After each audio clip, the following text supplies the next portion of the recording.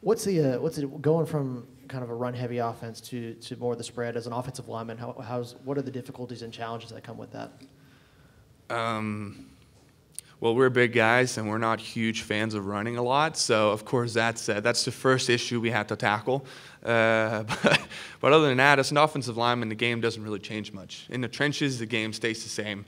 The box may be clearing up a little bit since we're spreading out the ball and they have to cover the receivers. But other than that, it's the same D lineman we're facing. It's the SEC D lineman. All of them are phenomenal players.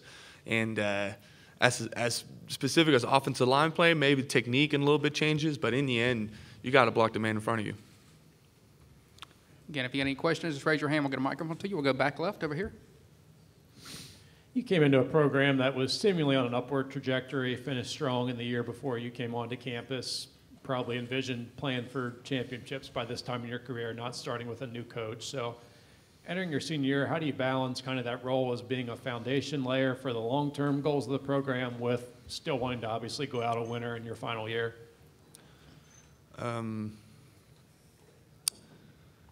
I think that, our coaches in the previous staff wouldn't want us to just sit down and be sad about the whole situation. They all want the best from us, and they wanted us to attack every single day, and they wanted us to accept this new coaching staff. There's nothing we can do about what have happened. It's all in the past. All we can focus on is in the future. And I think if everyone on the team just focuses on the culture that Coach Morris has brought in here, I think we're going to have success. And it is going to be that same vision as me having championship time my senior year. We'll go in the back row all the way here to the left. Just throughout spring, how did you see the move to a 4-3 affect guys like Dejon Harris and Dre Greenlaw? I think those two guys are absolutely phenomenal linebackers. I'd personally say they're probably the best duo in the nation, especially in the SEC. And we have extremely good linebackers in the SEC. They've been playing so well in every different scheme they've been playing in. Being as an offensive lineman, this is my third year and third spring playing against those guys, and no matter what system you put them in, they're tough to catch and they're tough to block. But they're heading into their late end in their careers, and you can really see the maturity of them and how experienced they actually are. Go right here in the front on the left. Coming from Denmark, when was the first time that you really heard what Arkansas was and what drew you there ultimately? Arkansas was my first offer. I never really knew about Arkansas until I was up in Ohio, and Coach B, he got the job down in Arkansas the year heading into the spring, my sophomore or junior year. And, I wanted to respect that they were the ones that first offered me. So me and my dad drove down there to Arkansas for a visit, and it was amazing. And it's all history from there. We'll go right up here on the podium on the back left.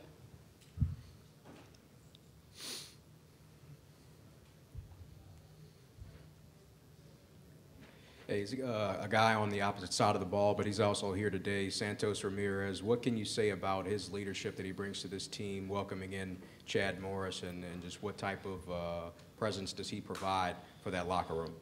Well, I think he's one of our guys with most playing experience. He's a veteran in the locker room. People look up to him. People listen to him when he speaks up, and it's very valuable. We have a bunch of guys on the defensive side. Dre's also here. We have Scuda as a linebacker. We have K-Rich as a defensive back. We have Ryan Pulley. The list goes on. We have a bunch of defensive players that all have had valuable playing time and have showed that they can play the game of football. And it's just extremely, extremely fortunate for us to head in with this new coaching staff, having those guys ready to buy into the program. We'll go down here on the front left. One of the first guys to go play at IMG when they started football. What drew you there, and what was that experience like, and why did you make that decision? So I was an exchange student my sophomore year of high school, went back to Denmark my junior year. I had to come back as a boarding school. I couldn't go back as another exchange student. It's tough to get in the whole process, and I wouldn't know where I would need to go as a football team. So I was looking into boarding schools, and IMG stood out. It's an amazing school. So and I got in contact with them down there, and we figured things out, and it it was a phenomenal experience. And IMG now is it's more amazing now than it was when I was there. And it was an awesome experience. Go to the camera platform, very back in the middle. Hey, you guys are probably going to be picked 6th or 7th when the predictions come out on Thursday. Are people overlooking maybe some of the talent you guys do have coming back, even with this new coaching staff? Well, I didn't expect them to predict us any way different. We were 4-8 last year. It is what it is. It's in the past, and everything that you guys are analyzing right now is that 4-8 team. There's a lot going on behind the scenes, and that's what we know what's going on. We know what we have here at Arkansas, so we're expecting more than that. But honestly, I can't blame you guys for placing us at 7th or wherever we're placed. But it's going to be a completely different year this year. We'll go to camera riser in the back towards the left. Yes. What is your favorite Chad Morris saying? He has a lot of sayings that he's been saying in press conferences. Do you have a favorite? There's so many. I don't even know if I can remember them all. I think it's just the way he says everything. He's super energetic. The whole hammer down. We got full tilt boogie. We got it all. We want to be the best. And I think it's just his whole demeanor and his culture. I think it's pretty hard to pinpoint one saying. Can you do an impression? Hey, man, we got to get in the left lane and hammer down. You can go full tilt boogie straight ahead, man. Come on. Love that Southern accent. If you'll raise your hand, we'll get a microphone to you. We'll go to the camera platform on the left side. All right, kind of a two-parter, unrelated in a sense. How much did the baseball team success maybe kind of inspire you guys to be like, hey, we can make a run, improve some people, prove some doubters wrong? And you're a Denmark native. How much did you watch the World Cup this year? I will admit I didn't watch the World Cup as much as I should have. When I finally watched the game, I felt a lot of pride into it because we did a lot better this year than we have in the past. But watching the College World Series in baseball, it was phenomenal. You know a bunch of the guys on the team, and you know how hard they work and what they do to get to that point. And you can see that it doesn't take much.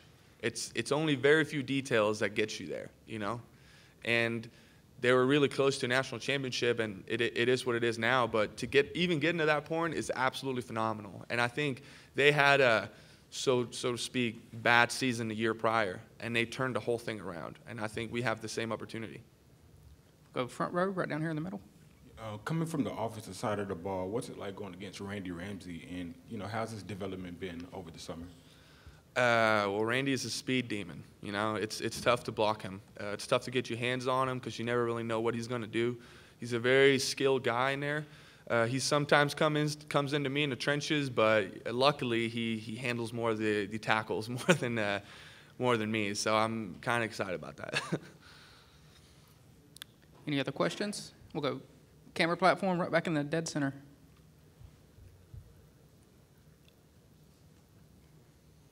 Being the leader of the offensive line now, how have you guys developed this summer and some of the guys that have stood out maybe this summer as you guys try to regroup with that offensive front? I've really preached to try to get guys out of their comfort zone, trying to get guys to speak up more, correct each other. Just because I've had the experience or just because I've played a lot doesn't mean that I'm a perfect player.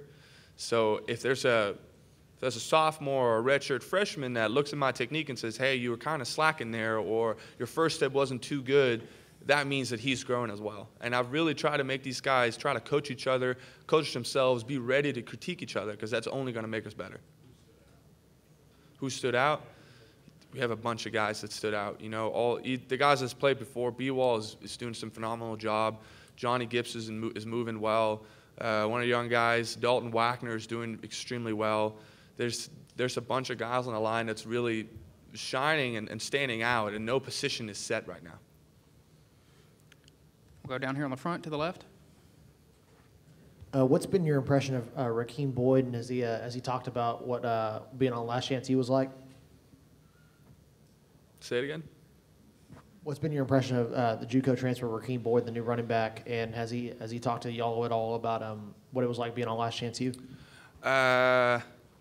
I haven't really worked much with those guys. We're working as the offense and defensive line. We usually work in a group, so haven't really seen much of the new guys yet.